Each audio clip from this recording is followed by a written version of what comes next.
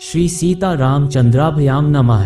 स्वागत है आप सभी का हिंदू ग्रंथावली ऑडियो बुक चैनल में। 55वां सर्ग।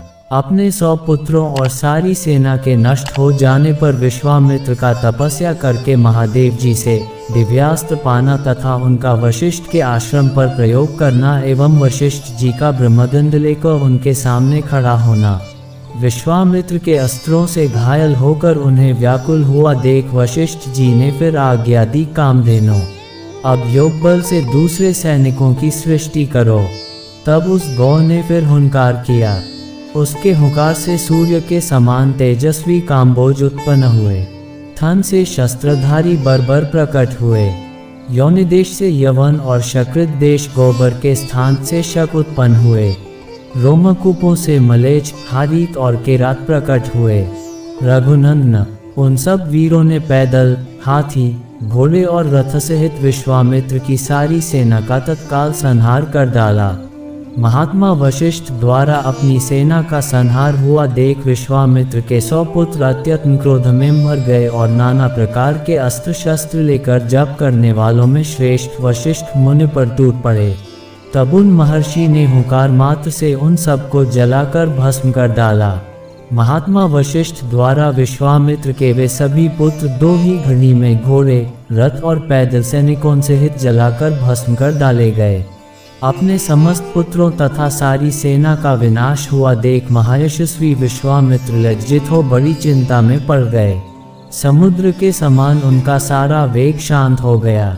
जिसके दांत तोड़ लिए गए हो उस सर्प के समान तथा राहुग्रस्त सूर्य की भांति वे तत्काल ही निस्तेज हो गए।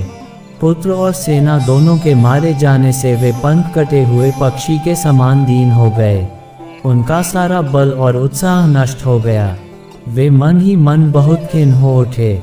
उनके एक ही पुत्र बचा था, उसको उन्होंने राजा के पद पर अभिषिक्त करके राज्य की रक्षा के लिए नियुक्त कर दिया और क्षत्रिय धर्म के अनुसार पृथ्वी के पालन की आज्ञा देकर वे वन में चले गए। हिमालय के पार्श्व भाग में जो किन्नरों और नागों से सेवित प्रदेश है, वहां जाकर महादेव जी की प्रसन्नता के लिए महान तपस्या का आश्रय ले वे तप में ही संलग्न हो गए। कुछ काल के पश्चात वरदायक देवेश्वर भगवान वृषभध्वज शिव ने महामुनि विश्वामित्र को दर्शन दिया और कहा, राजन किस लिए तप करते हो, बताओ क्या कहना चाहते हो। मैं तुम्हें वर देने के लिए आया हूँ। तुम्हें जो वर पाना अभीष्ट हो उसे कहो। महादेव जी के ऐसा कहने पर महातपस्वी विश्वामित्र ने उन्हें प्रणाम करके इस प्रकार कहा, निष्पाप महादेव, यदि आप संतुष्ट हों तो अन्न, उपान, उपनिषद और रहस्यों सहित धनुर्वेद मुझे प्रदान कीजिए। अन्न देवताओं, दानवों, महर्षियों, गंधर्वों, यक्षों तथा राक्षसों के पास जो जो अस्त्र हों वे सब आपकी कृपा से मेरे हृदय में स्फुरित हो जाएं। देवदेव, यही मेरा मनोरथ है जो मुझे प्राप्त होना चाहिए। तब एवमस्तु कहकर देवेश्वर भगवान शंकर वहां से चले गए। देवेश्वर महादेव से वे अस्त्र पाकर महाबली विश्वामित्र को बड़ा घमंड हो गया। वे अभिमान में भर गए। जैसे पूर्णिमा को समुद्र बढ़ने लगता है, उसी प्रकार वे पराक्रम द्वारा अपने को बहुत बड़ा चढ़ा मानने लगे। श्री राम, उन्होंने मुनिश्रेष्ठ वशिष्ठ को उस समय मरा हुआ ही समझा। फिर तो वे पृथ्वीपति विश्वामित्र वशिष्ठ के आश्रम पर जाकर भांति भांति के अस्त्रों का प्रयोग करने लगे, जिनके तेज से वह सारा तपोवन दग्ध होने लगा। बुद्धिमान विश्वामित्र के उस बढ़ते हुए अस्त्र तेज को देखकर वहां रहने वाले सैकड़ों मुनि भयभीत हो संपूर्ण दिशाओं में भाग चले।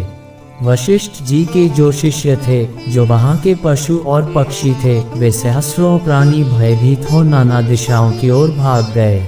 महात्मा वशिष्ठ का वह आश्रम सूना हो गया। 2 ही घड़ी में ऊसर भूमि के समान उस स्थान पर सन्नाटा छा गया।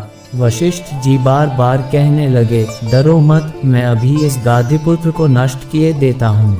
ठीक उसी तरह जैसे सूर्य कुहासे को मिटा देता है।